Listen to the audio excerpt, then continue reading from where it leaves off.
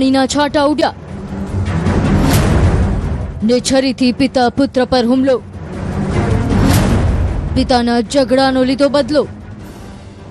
અમદાવાદ શહેરમાં જાણે કે કાયદો અને વ્યવસ્થાની પરિસ્થિતિ ખરડાઈ ગઈ હોય તેવું લાગી રહ્યું છે। રોજબરોજ લુખ્ખા તત્વોના આતંકના કારનામા બહાર આવી રહ્યા છે। આવા લુખ્ખા તત્વો જાણે કે પોલીસને પડકાર ફેંકી રહ્યા હોય તેમ એક પછી એક બનાવને અંજામ આપી રહ્યા છે। ત્યારે ઈસનપુરમાં નજીવી બાબતે પિતા પુત્ર પર છરીથી જીવલેણ હુમલો કરવામાં આવ્યો। તેનું કારણ હતું કાર પર ઉડેલા પાણીના છાંટા। મારામારીના દ્રશ્યો શાહ આલમ વિસ્તારના છે। સીસીટીવીમાં જોઈ શકાય છે કે એક શખ્સ ગેરેજ પર ફોર્ચ્યુનર કાર લઈને આવે છે। માંથી છરી કાઢીને ગેરેજમાં કામ કરતા પિતા પુત્ર પર હુમલો કરી દે છે। મારામારી થતા જ આસપાસના લોકો ઉમટી પડ્યા હતા અને છોડાવવાની કોશિશ કરી હતી। ત્યાં સુધીમાં આરોપીએ પિતા પુત્રને લોહી લુહાણ કરી દીધા। આરોપીના કપડાં પણ લોહીથી ભરાઈ ગયેલા જોવા મળે છે। ઇજાગ્રસ્તના પત્નીએ સમગ્ર મામલે પોલીસ ફરિયાદ નોંધાવી। એ જગ્યાએ ગેરેજ વોશિંગનું કાર વોશિંગનું ગેરેજ આવેલું છે। ગેરેજના ગેરેજ ચલાવનાર પિતા પુત્રની ઉપર બાજુમાં બીજું જે ગેરેજ છે હિના મોટર્સ, એમના જે લોકો વાહનોને લે વેચ કરે છે તેમની સાથે પાર્કિંગમાં વાહનો મૂકવા બાબતેનો ઝઘડો હતો।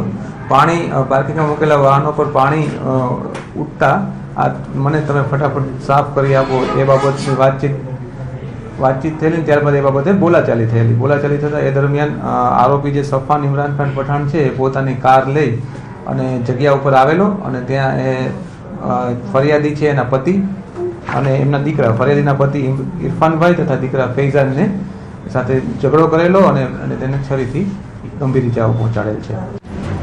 શાહ આલમ વિસ્તારમાં આવેલા કાર વોશિંગની દુકાન પર આ ઘટના બની। બુધવારે બપોરે ઇમરાન પઠાણ અને તેનો પુત્ર દુકાન પર હાજર હતા। તે દરમિયાન કાર વોશિંગ કરતા પાણી ઇમરાન ખાનની ગાડી પર ઉડ્યું હતું, જે પાણી સાફ કરવાનું કહેતા ઇરફાને થોડીવાર બાદ ગાડી સાફ કરવાનું કહ્યું, જેને લઈ બંને વચ્ચે બોલાચાલી અને ઝઘડો થયો। આ બાબતની જાણ ઇમરાન ખાનના પુત્રને થતા સફાન કાર લઈને ત્યાં આવી પહોંચ્યો અને મારામારી કરી ઇરફાન અને તેના પુત્રને છરીના ઘા મારી દીધા। ઘટનામાં ઇજાગ્રસ્ત પિતા પુત્રને સારવાર અર્થે હોસ્પિટલ ખસેડવામાં આવ્યા છે। આ ગુનામાં બે આરોપીઓ છે, જે પૈકીની એક છે જે મુખ્ય આરોપી સફાન ઇમરાનભાઈ પઠાણ, એની ગઈકાલે સાંજે ધરપકડ કરી લેવામાં આવી છે। આમાં સાહેબ ઇજાગ્રસ્ત કોણ કોણ છે? કારણ કે આરોપીના પિતા પણ ઇજાગ્રસ્ત હોવાની વાત સામે। હા, બંને ફરિયાદી છે એના પતિ અને એમના દીકરા બે ઇજાગ્રસ્ત છે, જે દવાખાનામાં દાખલ છે।